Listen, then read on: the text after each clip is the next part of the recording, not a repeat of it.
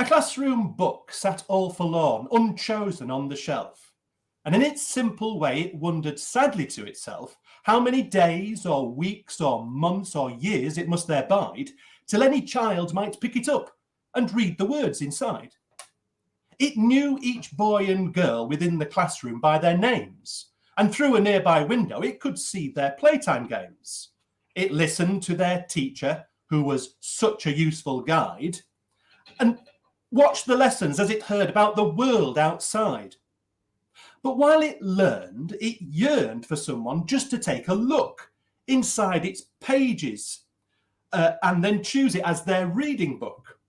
It wanted to feel useful, like the others it could see, the stories and non-fiction, picture books and poetry.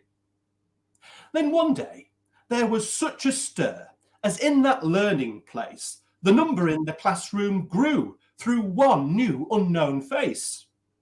A face that seemed quite careworn, pale, and somewhat like a ghost, with such a gaze that seemed to say she'd witnessed more than most. A girl whose clothes were different, like she'd travelled from elsewhere, who seldom spoke, but when she did, her eyes with tears would stare, as wistfully she talked about a distant troubled land, a home so many miles away where free speech had been banned. A conflict had erupted so that families had to flee in terror for their very lives until they reached the sea.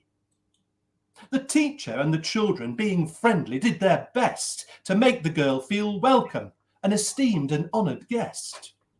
They showed her around the classroom, where to sit, to write and draw.